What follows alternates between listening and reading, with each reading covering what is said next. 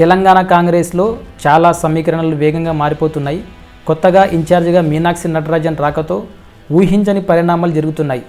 అదేమిటంటే సీఎం రేవంత్ రెడ్డితో సంబంధం లేకుండానే హైకమాండ్ నిర్ణయాలు జరుగుతున్నట్లు కూడా తెలుస్తుంది. అయితే ఎమ్మెల్యే కోటలో ఎమ్మెల్సీ ఎంపిక ఇందుకు సాక్ష్యంగా నిలిచింది. ఎందుకంటే ఈ మధ్యలో మనం విజయశాంతి ఢిల్లీలో చక్రం తిప్పి ఎమ్మెల్యే కోటాలో ఎమ్మెల్సీ పదవి దక్కించుకుంది.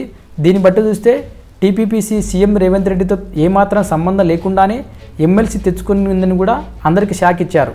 అయితే ఈమెను ఫైర్ బ్రాండ్ కూడా అని విజయశాంతిని అంటారు.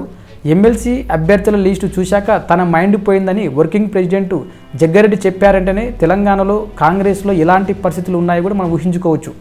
తెలంగాణలో మీనాక్షి నటరాజన్ వచ్చినప్పటి నుంచి కూడా నటరాజన్ కోటలోనే రామలమ్మ పదవి ఎమ్మెల్సీ వచ్చిందని కూడా గాంధీభవన్లో చర్చ జరుగుతుంది.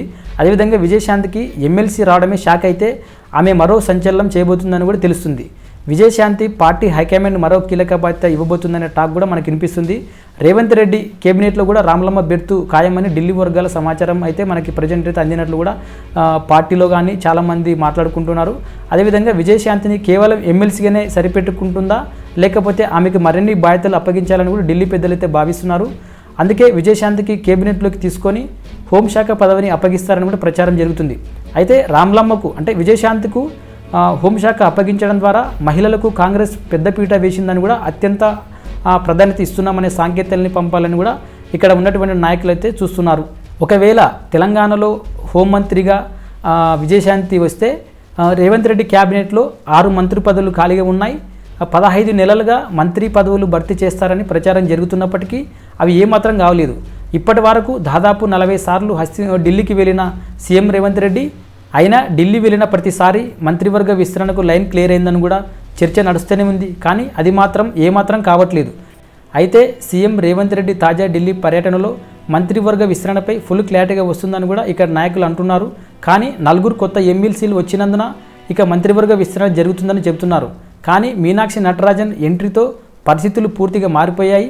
హైకమాండ్ ఎవరు ఊహించని నిర్ణయాలు తీసుకోబోతుందని కూడా ప్రజెంట్ అయితే పార్టీలో చాలా చర్చ జరుగుతుంది.